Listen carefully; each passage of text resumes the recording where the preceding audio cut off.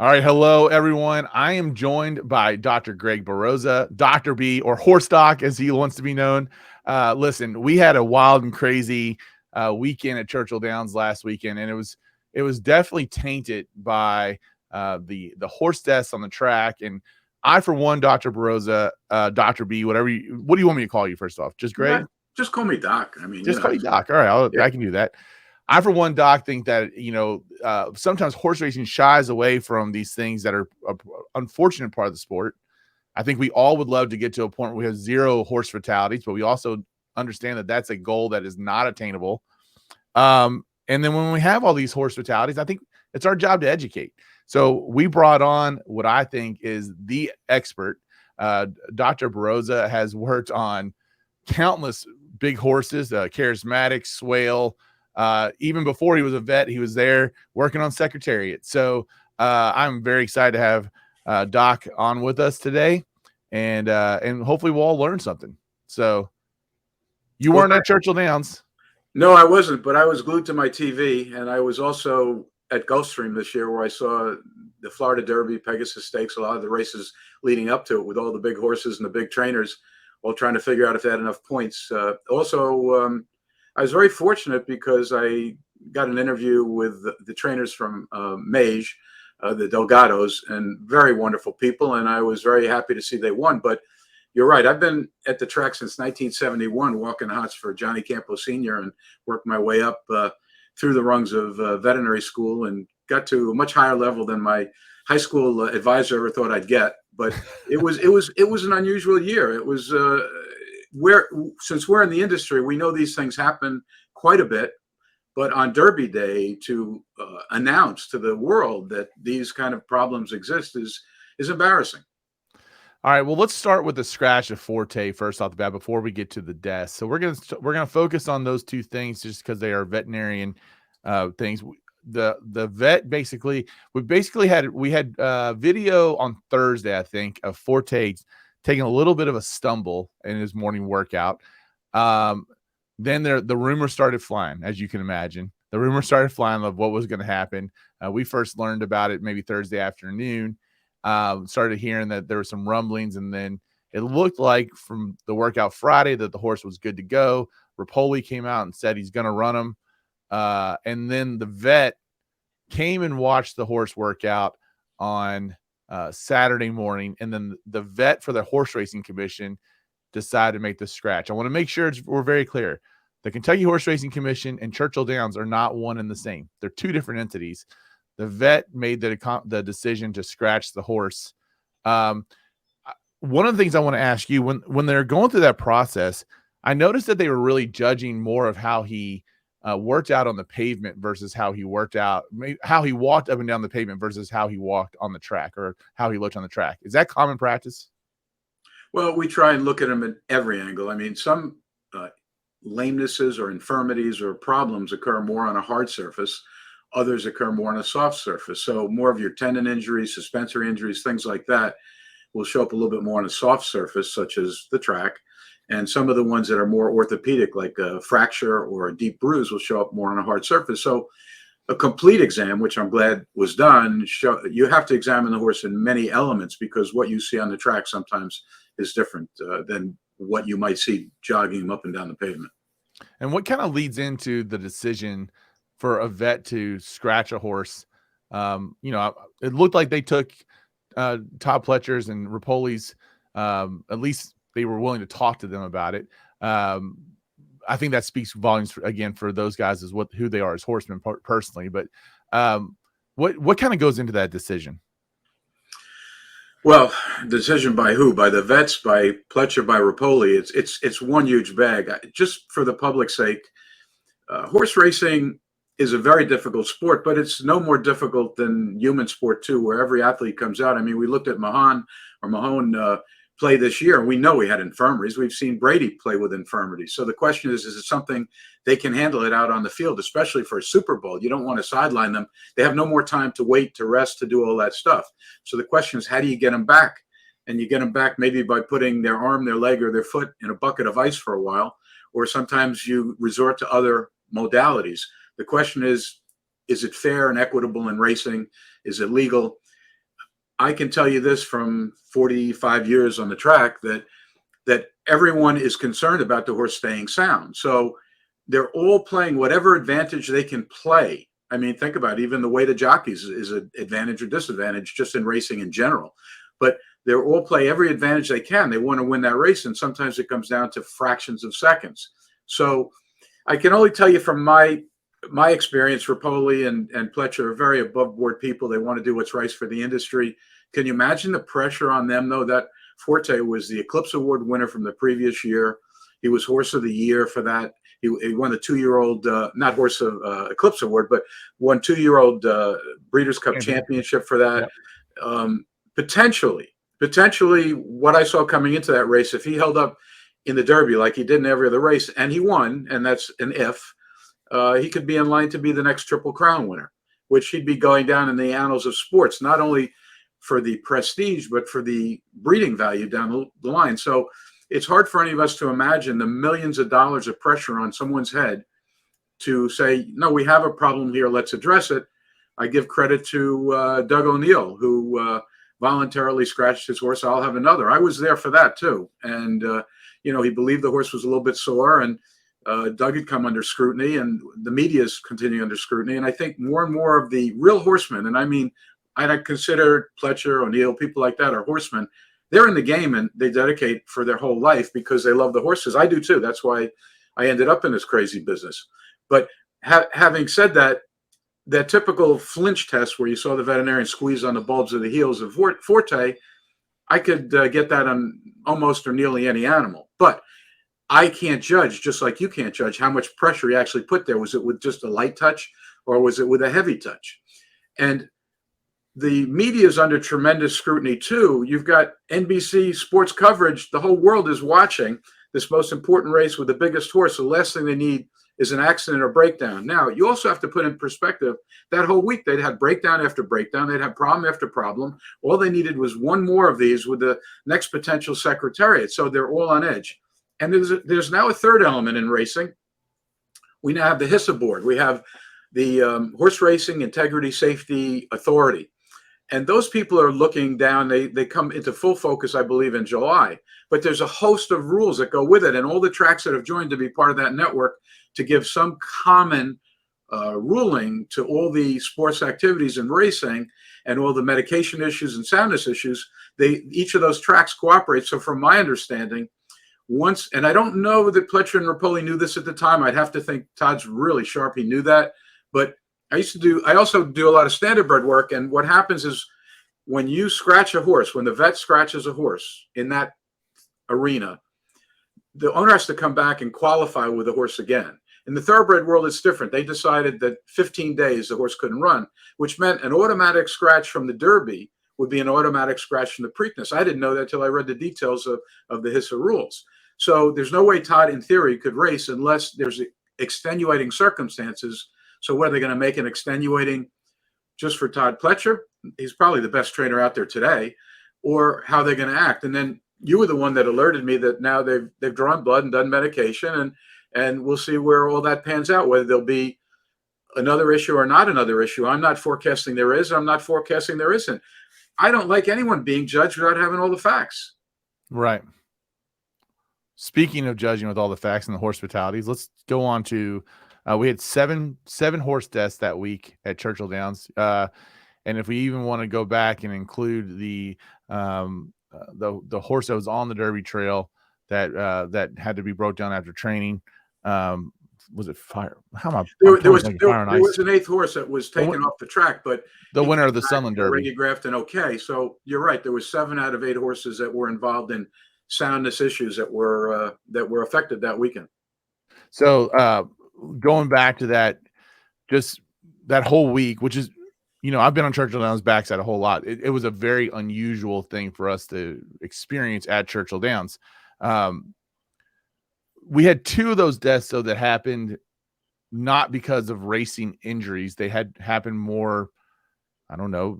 I don't know if it was a heart attack or whatever. It was not from an injury that happened in the same day with the same trainer. And both Churchill Downs and the Horse Racing Commission made a decision to suspend the common denominator in Safi Joseph, knowing that they would not have any kind of answers really, at least at minimum 10 days from the incident. So when we go through that, is it even plausible for us to get answers of what happened from those horses that passed away? Well, the bottom line answer is it's improbable we will get an answer. But is it possible? Yes. I was there for the postmortem of Swale. Actually, I had a pretty interesting role in determining that there was some issue with the heart based upon some scar tissue I saw in the heart. That call was finally made by Helen Ackland in New Bolton Center, a lead pathologist in the country. But there was nothing else that showed up on that horse, and he had won the Belmont a few days before, and he was just going out for a routine gallop. But having said that, it made me think a lot about what's going on with these sudden deaths. And we see them even in human athletics all of a sudden. We saw that one with the Bengals Bills this past year. It wasn't a sudden death. Luckily, the athlete did well in the long run, but they had immediate medical care. A horse is a different subject, different animal. So we never know. But these passing outs on the track, or whatever it's called, they can be instigated just by an electrolyte imbalance, too much potassium, something like this. So it could be hydration, dehydration, fluids, not fluids, and it could be medications. Let's not kid ourselves. That is in the formula. But to determine it is tough. And most people are pretty shrewd about complying with that absolute number of within the medication law that they can get by, that should just be acceptable on all playing fields, should I say. So whether we'll get an answer or not, I think there's pathologists, and I think they would tell you that we get the answer maybe 40% of the time. I'm making up that number off the top of my head because we don't examine all the ones that maybe happened in the past, so we really don't know. But could it be medication? Yes. Am I here to say it was? No. Do I suspect it? I hope not. Let's just put it that way. Could it be an electrolyte imbalance? It could be. It could be any number of things. And the other part that we can get into this a little bit more, which also ties into the breakdown issue, which are orthopedic injuries, which are more commonly seen, not just the horse exercising and dying, but there's the bleeding rules and regulations and the medication for it and all sorts of things that crop in here that the trainers are really trying to do the best they can. I think the potential fatalities in the thoroughbred racing industry, you might have a number better than me, but it's something like less than 1% now. It used to be higher, but everyone's paying attention. But the opportunity to find a problem is incredibly minute. And so I'll introduce here that I have a good friend who mentioned this several times. There's ways of doing blood tests in advance of the races and things called the health passport, which we could do. The problem with that is a tremendous expense to do that every horse that ever races. Maybe we could start with some of these graded stakes races that are under most scrutiny. Also, if you want me to keep going, the other two factors is these horses currently are falling under the greatest competition they've ever had, because to get into the Derby, you now have to have a number of points. Right. So these races are more competitive than ever. The best are going against the best just to measure up to that. I think it's an extremely important way to say we're getting only the best of the best. Someone just didn't get in because they won one big race and they had a pot. Before that, it went by purses. So a horse could win a big race and then be off for 4 weeks, 6 weeks, go to a lighter race just to stay in shape and then race again. So many of these horses are racing over and over and over again. So that could be a factor, because the stress of racing, think about it like a boxer or a UFC guy. I mean, you can't do it every week. You need some downtime to heal and recuperate, even if you don't get beat up too badly. So that's another factor. And then the other third factor that I think is extremely important is the racetrack. Now, I'm not here to blame Churchill Downs, because I think their track's about as safe as any track in the country. Most of the tracks today are safe. But what I will tell you is that each one of the tracks has a slightly different racing surface. Yep. They're not identical. I learned that. I wrote an article about the breakdowns. I called it the perfect storm. In Aqueduct, we're having a run of breakdowns. There was nothing wrong with the Aqueduct racetrack. What was wrong was we had a mild winter in New York. That was the key factor. There was about 5 things, but we had a mild winter in New York. And on a certain date, they declare, well, winter racing goes to the winter track, which is Aqueduct, which they did. But that track was built with a lot of sand deep. and a hard base, believing there was going to be freezing just before they hit base. Well, there was no freezing, and the horse was going fatigued right through the sand and smacking the base, and they were coming up. And I have to give credit to a number of really sharp trainers that have been around a long time that keyed me into this being a major problem, because everyone was running around trying to figure it out. Well, the same thing here. I'm not trying to criticize any one track, but I know from the veterinary perspective that bone takes time to remodel. It takes time to heal. Well, they're remodels too. And that's why these 2-year-olds, they're not really fully mature yet. And their bones remodeling. Same thing for soft tissue, the tendons of this, the suspensories, etc., check ligaments. If they're to get bigger and stronger, just like muscles, it's over time. You can't stress them to the breaking point. You build up. Anyone who works out knows you build up, but you don't break yourself down. And then you give your time off, and then you build up. And the same thing here. But some of these horses shipped all over the country just to build up points. They raced on different tracks, different surfaces. This will not be a simple problem to solve. And there'll be all sorts of theories, but I will throw in the mix that the various tracks, the amount of competition of that day, and all the previous races, the number of competitions, the best going against the best before they meet in a Triple Crown series, that should be keyed into this. So when you say the best of the best going against each other, you think that adds more stress to the bone or stress to the orthopedic that could cause orthopedic injuries to the horse? Well, let's face it, they're going faster and harder than ever before. I mean, no one's broke Secretariat's record, but and I don't know if we will with the point system. Honestly, I don't know if we'll have someone set the pace that we need early on in a race. Although the last couple of derbies, there's been a quick pace, those first half and first quarters. But yeah. Well, I can relate to the standardbred industry too. That in the early days, the standardbreds all race on 1 mile. That's it. It's time. And I remember when no one would break a 2-minute mile, and now it's down to 140s. And what they used to do, unbeknownst to the public, is they would put rollers out on the racetrack and press that track down to get the fastest time, to say that the 19 whatever Hamiltonian in this particular track was run at the fastest time anyone's run, and we had the horse here to prove it. But there were too many injuries popping up, and I think now everyone, and I mean everyone, is concerned more about the safety than they are about the time. But as far as the Secretariat record, most people forget the second fastest horse in the history of the Derby, because no one pays attention to who came in second. Sham. And that was Sham. And Sham broke down theoretically in the final race in the Belmont. He broke something in the rear leg. I think it was a sesamoid in his rear fetlock or something like that. But I know that, I know I did some work for Pancho Martin, and I know Carlos Martin very well, and they all assured me that he broke down. That's why he got pulled up. He came in last. So no one wants to be last. They want to be first, second, third, fourth to get points. They're calling in the money for a reason, right? Yeah. So I'm not a genius. I mean, I tell you, my high school guidance counselor told me to pick a different career, but I did okay. And the reality is, common sense dictates that these horses are running harder and faster, and sometimes traveling to a different track in a different state just to pick up another 5 or 10 points so they could be in the Derby. So the last time, so that brings up an interesting, and I wasn't actually planning on asking you this. So Mage wins without racing as a 2-year-old, right?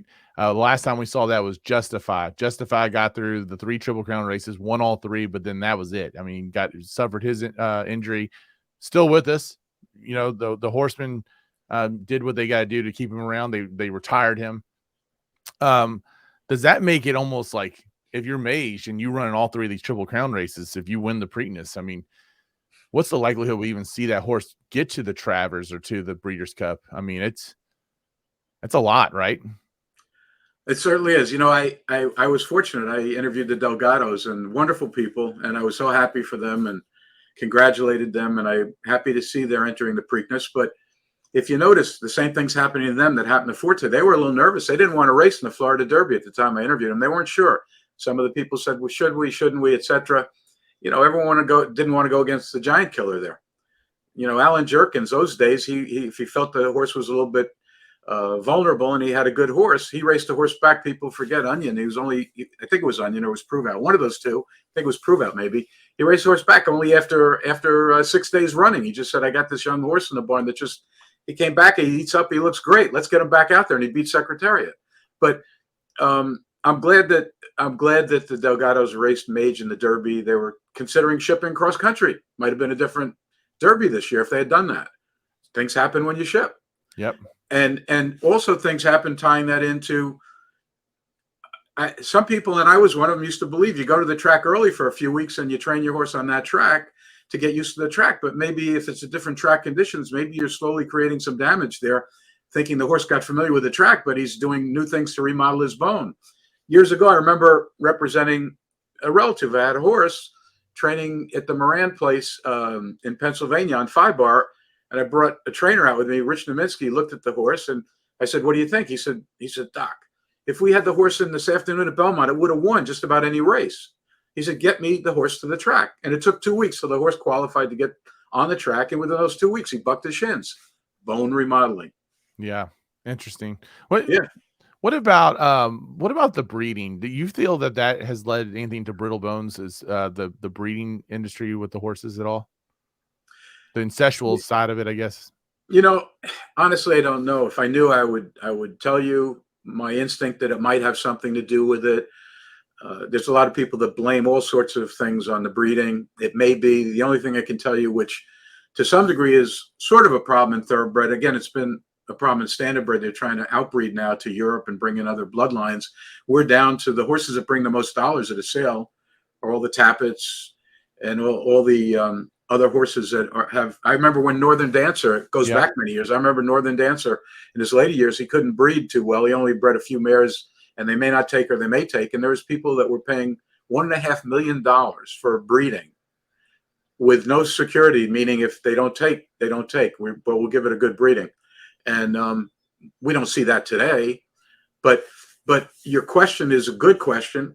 I don't know that there's anyone there that could really answer it. I think that you would hope to believe that if a horse is unsound, you don't want to breed him. If he's sound, you want to breed him. But I've seen horses, and you know them, the horses that have done nothing substantial to track. I mean, they had good bloodlines, and they didn't do anything substantial. They broke down, and they turned around. They become super stallions. Yeah. Yeah. That's what my wife calls me. Good for you. That sounds like a good marriage. So one last thing, and again, this is probably getting real back to the basics, but then I want to make sure we're respectful of everyone's time and we get you going. Explain to the casual person why, if a horse has a lower limb injury, why they have to normally be put down. Well, I can sum it up with basically two basic procedures. One, first of all, unfortunately, is a horse worth the value to try and make valiant efforts to try to do this? I mean, they tried with Barbaro. Actually, one of my colleagues from New Bolton Center, Dean Richardson, was a guy who got assigned the case, and he worked valiantly and did everything he could. They have a swim pool recovery center there. They've got everything set up to do it the right way, and they couldn't save him. So that's one example. The great Secretariat was put down for leg infirmities, laminitis, later in his life. That even the best veterinarians I knew, one of about 5 superstars that were brought in, everyone had a slightly different opinion. I knew Lauren Evans from New Bolton, and he said, he gave his 2 cents on it, but no one could stop the laminitis. But there was no such thing as a 3-legged horse that could do anything. Although I did see a 3-legged horse out of Lucian Lawrence barn 1 year that Dr. Kiefer worked on that saved that horse for a period of time until it colicked, and he put a prosthetic on it. But that's a rare occurrence. So you have to have a horse worth the value. It's not humane to put them through all the stuff that it would take to put them through. Can they be saved? Well, an effort can be given. But what people don't realize is very little muscle in the lower leg. It's all bone and tendon and things like this. But the muscle brings blood supply and helps in healing. So some of the muscle portions of the body, like if they rip in the starting gate and you have to sew up a muscle, it'll heal. But when you start getting the lower leg where the circulation could be cut off, that is a major problem. So we'll never solve that 100%. There's improvements, but it can be devastating. And I think if a horse runs and they keep running, I'm blanking on the horse now for Billy Badgett years ago at Belmont, that kept running and running and running. And the same thing happened with Ruffian. He kept running and running, and he just pulverized the leg, so there was nothing left to save. So if the damage is too great, the main thing is to put him down. if they're of tremendous value and it's worth that kind of an effort, you try to save them, even if it's just for humanitarian purposes. But the people going in that own the horse and train the horse say, we know we're signing up for a difficult battle here. But can it be done? There's a lot of things could be done, and hopefully there's some advances in the future too. So the best thing is prevention, and that's what we're working on hopefully today. And hopefully the message we're going to get from all these drug issues and breakdowns through this HISA board, through the Kentucky Horsemen's, through Churchill, through the cooperation is what's the best thing we can do. And I'm going to tell you that I think prevention is the key. We have that now. I was the first guy in the East Coast privately to put in nuclear scintigraphy for horses. We could find stress fractures before they were even obvious to a radiograph. This is what we have to be concentrating on to prevent these from even happening. I love it. Let's get on the good side of the problem. Let's prevent and try to minimize that number. But we know it will never be zero, but the more we can get that closer to zero, the better. So, Doc, really appreciate you. How can people find more about you and read all the good stuff that you put out there? Well, they can go to my website.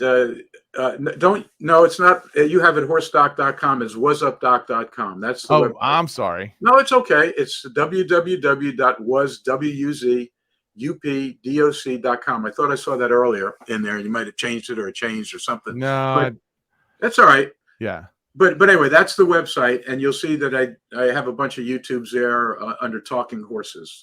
That's it. And I do Talking Horses. And I have interviews with Safi. I have interviews with the Delgados. I have interviews with a bunch of these people, and even have Baffert winning the Travers. And I have a bunch of things like that people will enjoy. If they got any questions, please send them to me. And I'm glad to contribute with you guys. If you ever need me for any other opinions, again, I'll try and do it as politically correct as possible and get it done. No, we're gonna have a whole lot more collaboration with you. So I'm looking forward to it. So, Doc, I'll talk to you later. Thank you so much, Mike. All right, bye.